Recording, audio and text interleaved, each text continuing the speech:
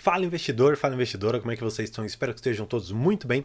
E nesse vídeo eu vou responder uma pergunta que foi feita lá no nosso grupo do Instagram. Inclusive, se você quiser entrar lá, é um lugar que nós falamos sobre diversos ativos. A gente conversa talvez ali sobre fundos imobiliários, ações que sejam interessantes para você ter um conhecimento de que talvez uma ação que esteja um pouco fora do radar ou de uma ação que é extremamente comentada, uma opinião diferente, porque lá nós trazemos sempre informações e debates que são importantes para o enriquecimento não só financeiro, mas o enriquecimento de conhecimento na Bolsa de Valores. Portanto, mais uma vez, aqui no primeiro link você vai ver que há o indicador para você participar do nosso grupo.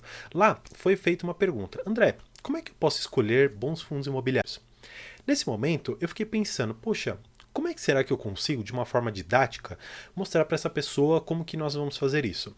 Olhando um pouco ali no Instagram, no @método de investimento, eu estava conversando com alguns outros influenciadores, estava vendo ali o que eles postavam e tudo mais, e eu me deparei com um post extremamente interessante que eu vou trazer na tela aqui para vocês, que foi feito aqui pelo FIS Fundos Imobiliários. Basicamente, ele traz aqui para a gente quais os indicadores ou o que ele olha para que a gente faça boas escolhas de fundos imobiliários.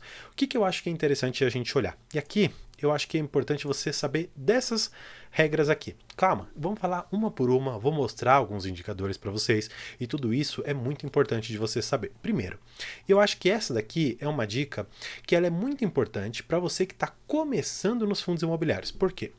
Você talvez não consiga analisar de forma tão clara uma localização boa, um inquilino interessante, um contrato maduro e tantas outras coisas que podem influenciar. Só que alguns monoativos, eles são sim muito bons. Só que dentro deles você fica exposto a uma oscilação quase que peculiar daquele único ativo, daquele único inquilino ou talvez de uma região específica. E eu vou mostrar para vocês como isso pode ser muito prejudicial por um lado ou por outro, pode também ser muito bom, a depender do momento que você entrar.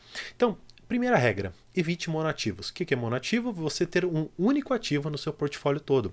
Olha só, eu vou mostrar para vocês aqui no Status Invest um fundo imobiliário que eu tinha, que é o FVPQ11, que é o Via Park Shopping. Basicamente, ele tem um único ativo, a gente pode ver aqui no portfólio, ele tem aqui, ó, um ativo, que é um shopping lá no Rio de Janeiro, que passou por um momento bem complicado. Hoje nós temos uma inadimplência aqui na casa dos seus 9,8%, uma vacância aqui de 5% em relação a todas as lojas que ele tem. Só que o que acontece? Você pega alguns indicadores aqui para cima e você vai perceber que olha o que aconteceu com a cotação dele. Ele estava ali na casa dos seus R$ 180, teve um pico de 200 e alguma coisa e caiu aqui para os seus 100. Ou seja, para quem comprou aqui nesse topo e viu cair para esse 100, perdeu 54%. Agora, olha só que interessante os rendimentos dele. Se você for pegar, no geral, ele é um fundo que é bastante oscilante na sua distribuição de rendimentos. Por quê? Como eu te falei, ele fica exposto a uma região específica, que é o Rio de Janeiro, ele fica exposto a talvez um público muito específico, e pior, ele fica exposto a um único ativo, e pior, ele fica exposto a um único grupo de frequentadores e de lojistas que ele tem lá. Por quê? O que acontece? Dentro dos fundos imobiliários de shopping, uma coisa que é muito importante você saber, que lá o fundo imobiliário ele ganha de duas maneiras. A primeira delas é uma locação fixa. Então, por exemplo, você lá é, sei lá, a Hering, uma loja ali de roupas. Você fala assim, o aluguel de vocês, para vocês terem essa loja aqui, vai ser de mais ou menos R$ 15.000 por mês. Tá bom, então você vai me pagar isso. Só que, se o seu faturamento for maior do que uma determinada porcentagem que a gente vai estabelecer, você vai me pagar mais. Então, olha o seguinte, se a Hering ela vai pagar 15 mil por mês, esse daqui é o piso que nós temos.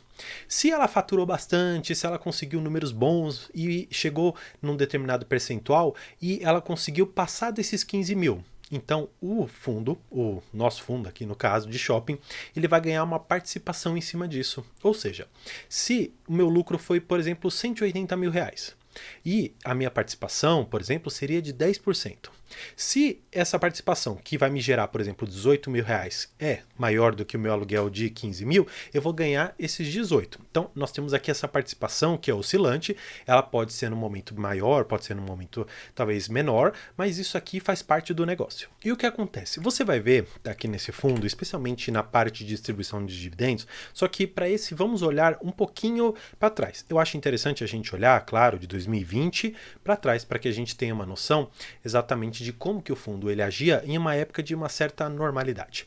Havia aqui, claro, uma oscilação normal, porque nós temos dezembro e janeiro, que são momentos bons, porque para dezembro as pessoas estão ali comprando os presentes de Natal, por exemplo, para janeiro as pessoas estão começando o ano comprando roupas novas e fazendo outras coisas, e depois você tem uma determinada queda. Os rendimentos eles voltam a subir no meio do ano por conta de algumas festividades, dias dos pais, dias das mães, aniversários e um monte de outras coisas que acabam acontecendo ali, então tem uma movimentação também interessante. E aniversário, claro, eu sei que é algo constante, que acontece todos os meses, mas o que eu quero dizer é que as pessoas nos primeiros meses do ano, por conta talvez de alguns endividamentos que elas fazem, algumas promessas e coisas assim do gênero, elas acabam não consumindo tanto. Mas isso aqui é só uma ideia que eu quero estabelecer com vocês. Olhando para essa oscilação, você percebe que é muito normal, por mais que o dividendo seja errático, ou seja, você não tenha uma previsibilidade de algo constante, mas é algo normal desse tipo de fundo imobiliário de shopping. Mas, como ele é um monoativo, ele não vai te entregar uma coisa que eu particularmente gosto muito nos fundos imobiliários, que é essa rentabilidade recorrente e periódica, no sentido de que ela vai trazer para você sempre aquele rendimento que você espera. Então, se ela está te pagando R$1, pode ser que no próximo mês ela pague 95, 98, no outro mês pagar 1,5, 1,10, mas é sempre ali naquela faixa. Agora, fundos imobiliários em que você recebe, por exemplo, num determinado mês 1,50, no outro você recebe 2, no outro você recebe 40 centavos, não é algo que me atrai muito. Mas, claro, se você souber ter essa oportunidade, se você conseguir operar nessa oportunidade aqui que a Bolsa te dá, pode ser que seja bom. Agora, nós temos também que lembrar que existe um movimento na Bolsa de Valores, especialmente nos fundos imobiliários, de uma concentração dos fundos. Aqueles que são monativos ou que são muito pequenos, eles acabam sendo absorvidos e comprados por fundos maiores, como foi o caso que a HGLG fez com outros fundos, como a HGRU está fazendo hoje com outros fundos imobiliários que são menores e que estão sendo incorporados ali no seu patrimônio via compra, claro. Então, eu acho que essa daqui é a primeira dica. Você não precisa evitar, mas é indicado que você, iniciante na bolsa, não entendendo toda essa oscilação que pode ocorrer, fique longe desses fundos. O que mais que eu acho importante você olhar? Evite monoinquilinos. Está muito parecido com o que eu havia comentado sobre evitar monoativos, porque imagina, eu dei o exemplo para você do shopping, de você ter um único ativo. Imagina, na verdade, que você tem um galpão logístico e que ele é todo locado para lojas americanas. Lojas americanas até então era vamos dizer assim, uma empresa irretocável, era muito boa, todos gostavam, era um ativo triple A, então não tinha nada errado com ela. Só que de um dia para o outro, ela caiu, quase que entrou em falência direto, pediu recuperação judicial e está com bastante dificuldade para sair dela. Imagina que você tem apenas aquele inquilino e que ele decide rescindir com você. Claro, por mais que haja uma multa, haja um seguro, mas você concorda comigo que é uma dor de cabeça que você não precisa passar? Que a diversificação vai ser sempre aquele último almoço grátis que você vai ter, vai ser aquela forma tranquila de você investir, sabendo que se aquele ou outros inquilinos saírem, você tem outros tantos que vão fazer com que a sua renda mensal não seja muito afetada. O que mais? E aqui é um ponto bastante polêmico. Diversificação. E essa diversificação ele coloca aqui de ter entre 8 e 12 fundos imobiliários. Bem, eu não gosto de estabelecer um número ideal de quantos fundos você deve ter, porque eu conheço pessoas que investem em 4 fundos imobiliários e estão extremamente tranquilos com isso, e conheço pessoas que publicamente já disseram que investem em mais de 30 fundos imobiliários. Quem está certo? Como eu sempre comento aqui no canal, existe sempre um caminho que você deve olhar. Os resultados. Se aquela pessoa que tinha 4 fundos imobiliários ou aquela que tinha 30 mostrou resultados positivos, qual que você se sente mais confortável? Você pode se sentir mais confortável numa estratégia com 4 ou com 30 fundos imobiliários. Isso depende muito. Agora, olhando para a diversificação, eu acho interessante sim olhar desta maneira. Você ter fundos de papel, fundos de galpão, logística, lajes, shopping centers, renda urbana. E claro, você tem outros aqui, como você tem educacional, você tem também a questão das agências bancárias. Claro, esta última com um grande asterisco que os bancos eles estão se desfazendo dessas agências, exatamente pelo fato de você não ter mais tanta necessidade de um espaço físico para isso, eles estão devolvendo esses espaços, e isso faz com que esses lugares eles fiquem vagos. Existe toda uma discussão, e eu acho até bom eu comentar isso com vocês, que assim, por mais que o fundo ele deixe de ter aquele contrato, deixe de operar aquela agência, ele continua possuindo o terreno, continua possuindo ali o prédio. Algumas pessoas usam a tese de que se aquela agência ela sair de lá, você pode simplesmente demolir, vender aquele terreno, construir uma laje, construir, a depender do tamanho, por exemplo, daquela agência, um determinado centro de distribuição, um pequeno galpão logístico ali dentro da cidade, ou seja, quanto mais para dentro da cidade, talvez mais caro fique aquele metro quadrado e mais demandado seja. Então, existem teses que podem sim ser revolucionárias. Então, um BBPO, que seria o caso dessas agências que eu comentei, ela pode muito bem fazer essa tese que eu comentei, de transformar aqueles lugares em galpões logísticos dentro das cidades. Bem, são teses que precisam ser provadas com o tempo, não é fácil, é custoso, e como os fundos imobiliários eles têm por lei a obrigação de distribuir 95% do seu resultado, como ficaria uma situação dessa para o fundo ele repaginar os imóveis que ele tem, não só internamente, mas também por fora, ele precisava refazer toda a estrutura dele. Então, eu acho bastante complicado, precisa se provar, e isso, na verdade, pode até exigir uma assembleia, e eu não acredito que alguns cotistas relevantes aprovem isso, e pode ser que o fundo seja liquidado. Bem, tudo isso o futuro ainda precisa provar, mas vamos ainda ficar no básico. Eu acho que sempre vale a pena a gente partir desse básico, ter uma noção relevante a respeito de um determinado assunto e depois voltarmos para o básico para a gente manter uma igualdade aqui de conhecimento para todo mundo, e conforme for indo o tempo a gente vai aprimorando. E claro, se você quiser conversar comigo, tem o grupo lá no Instagram, também tem o grupo no WhatsApp, que são meios fáceis de você se encontrar comigo para a gente conversar. Voltando aqui, eu acho que tem algo também relevante que deve ser dito, que fundos de papel, e aqui é importante você ter essa noção, devem ter PVP igual ou menor a 1. Se você não sabe o que é o PVP significa o preço que nós temos ali de tela, ou seja, quanto que está valendo, quanto que está para eu comprar, dividido pelo seu valor patrimonial por cada papel. Então, olha só a situação. Existem fundos de papel que estavam sendo negociados com ágio, ou seja, significa que a cota ela deveria valer 100. Só que as pessoas estavam pagando 110, por exemplo. Então, eu estou pagando um ágio, ou seja, um prêmio de 10%. Existem outros fundos de papel que estavam sendo negociados com 0,90 do seu PVP, ou seja, significando que nós temos um deságio de 10%, e aquela pessoa que comprou estaria, numa analogia até que bastante interessante, comprando uma nota de 100 por R$90, ou seja, estava pagando menos do que ele efetivamente vale. O que é interessante nesses fundos?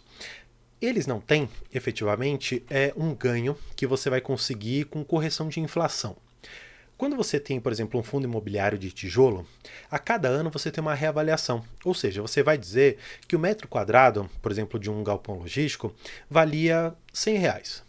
Aí, passou um determinado período, claro, isso em termos de locação dele, ele começou a valer 105. Então, significa que eu tive uma apreciação.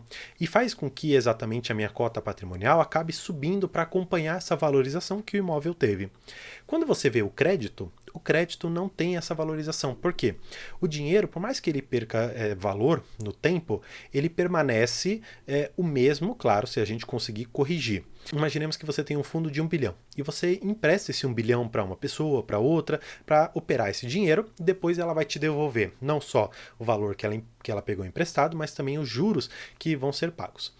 Esse fundo, ele pega esse 1 bilhão de volta e faz novos negócios no mercado, só que os juros eles são repassados para o seu cotista. Exatamente por isso, quando você vai ter uma reavaliação, você não tem uma reavaliação de um tijolo, você não tem a reavaliação de imóvel, você não tem como fazer uma reavaliação dos títulos que você tem lá dentro, você tem a reavaliação do dinheiro. Então, isso não existe. Exatamente por isso que quando você compra um fundo imobiliário de papel, é recomendado que você não pague um ágio, ou pelo menos um ágio grande, porque como ele não tem essa capacidade de ter uma valorização ao longo do tempo, pagar um ágio no próprio dinheiro, em si mesmo já não faz sentido. Por isso que é recomendado você comprar fundos imobiliários de papel com um P sobre VP menor que 1. E aqui eu vou mostrar um exemplo para vocês. Nós temos um fundo imobiliário chamado IRDM11, que é o Iridium, muito conhecido de vocês. Olha só que interessante como que a gente pode analisar isso. Aqui no Status Invest você pode achar que o valor da cota patrimonial é de R$90,32, ou seja, é o que deveria valer. Hoje, no mercado, nós estamos pagando R$ 89,50, ou seja, nós estamos pagando menos do que ele deveria. Portanto, você vai enxergar que o P sobre VP está abaixo de 1. Significa que você deve comprar esse fundo? Não. Significa que você deve estudar a carteira dele e então ingressar se você achar que vale a pena. Olha só que interessante que aconteceu. Nós já sabemos que o valor patrimonial dele está ali na casa dos seus R$ 90. Só que se você for puxar um tempo para trás, olha só quanto que esse fundo já chegou a ser negociado, a R$ 153. Ou seja, nós estávamos pagando um ágio em cima desse fundo de mais ou menos ali uns 55%. Será que isso é razoável? Será que não é? Bem, aqui eu vou deixar essa pergunta para vocês, mas considerando aquelas recomendações iniciais, aqui já seria um bom motivo para você ficar fora, porque essa pessoa que pagou R$ 157, depois viu seu patrimônio cair mais ou menos aqui 47%. Então, isso aqui já fica de uma recomendação para você, sempre lembrar dessa regra no momento de comprar, não querendo dizer que seja um fundo ruim, longe disso, querendo mostrar só que existe uma ideia que você deve seguir quando você considerar comprar fundos imobiliários de papel. Bem, olhando aqui por último, eu acho interessante você ter essa noção. Fundos imobiliários de tijolo devem ter um dividendo anual maior do que a taxa do IPCA do Tesouro de 2045. André, não entendi nada do que você me falou. Tá bom, vamos lá. O que é interessante você notar? Fundos imobiliários de tijolo, como eu comentei, eles têm aquela reavaliação patrimonial que acontece todo ano. Normalmente, os fundos imobiliários que geram um valor legal, que estão bem cuidados, que estão numa região boa, que têm determinadas razões para serem considerados bons ativos, eles vão ter o seu valor corrigido, pelo menos pelo IPCA ou pelo INCC, que é o Índice Nacional de Construção Civil, e tudo isso faz com que ele ganhe aquele valor que eu comentei com vocês, por isso que o PVP pode ser maior que 1, considerando que haja, nesse sentido, uma valorização do próprio tijolo. O IPCA significa essa correção. Então, eu já sei, mais ou menos, que o meu tijolo vai ter essa correção. Só que não é só isso que tem correção. O que mais tem? O contrato que eu tenho lá dentro. Imagina, por exemplo, que eu contratei um fundo imobiliário, que ele tem um galpão, ele está aqui perto de São Paulo, e ele fala, olha, eu vou contratar para você Ambev, para você distribuir as suas cervejas para toda a região. Aqui é muito perto, então você não vai ter um gasto muito grande com transporte e tudo mais. Como que eu vou fazer esse contrato com você? Eu vou estabelecer um valor aqui de aluguel mensal, só que aí todo ano a gente vai corrigir pelo IPCA. Aí o que acontece? Eu preciso para o meu fundo imobiliário, para ele ser bastante interessante para mim, uma taxa de retorno razoável. E que taxa que a gente considera? Bem, a gente considera o IPCA, porque ele considera uma correção da inflação e os títulos do Tesouro, eles já dão essa correção mais um determinado prêmio. Onde que eu consigo achar isso, André? Aqui a gente vai no site do próprio Tesouro Direto e eles colocam aqui pra gente, de uma forma extremamente direta, que o Tesouro IPCA 2045, ele está pagando quanto? Ele está pagando IPCA mais 5,62. Ou seja, significa que para os meus fundos imobiliários, eu devo procurar uma taxa que seja de pelo menos maior do que 5,62 ao ano. Hoje em dia, está extremamente fácil você achar fundos imobiliários que pagam essa magnitude de rendimentos, porque hoje muitos fundos imobiliários estão subvalorizados, pelo menos na minha visão e na grande parte do mercado hoje em dia, mesmo com a alta que houve recentemente. Portanto, você tem aqui uma noção básica. O que a gente precisa enxergar aqui do Tesouro? Se eu posso investir com a segurança do governo, por que eu vou dar dinheiro para um fundo me pagar menos do que isso aqui? Então, isso não faria sentido. Portanto, que eu sempre busco uma taxa maior. Por que 2045 um vencimento tão longo? Porque muitos contratos, eles são feitos com uma média de 5, 10, alguns 20, alguns até 30 anos. Então, imagina você ter, por 30 anos, uma determinada renda corrigida. Se a gente pegar 30 anos daqui para frente, nós estamos falando de 2053. Então, estamos falando de um título até maior do que esse. 20 anos, a gente está falando ali 2043, portanto é muito próximo. Exatamente por isso que a gente sempre faz essa comparação, o título mais seguro com um determinado prêmio de risco para eu investir. Então, se um fundo imobiliário está me pagando 7%, significa que em relação a esse título eu estou ganhando 1,4% a mais. Claro, longe de você imaginar que não vai ter um risco, porque os fundos imobiliários são renda variável e você pode perder, mas também você pode ganhar, existe sempre essa noção que você precisa ter. Já no Tesouro você tem uma renda que é recorrente, uma renda que é praticamente linear, claro, considerando que você não saque antes do vencimento. Então, eu acho que essas daqui são recomendações muito boas para você seguir para escolher bons fundos imobiliários. E claro, a gente está sempre ali aberto nos comentários, no grupo do WhatsApp e também no Instagram, no @método de investimento, para conversar sobre todos os assuntos necessários para que você invista melhor, com consciência e com qualidade. Então, por hoje é isso. Muito obrigado e tchau!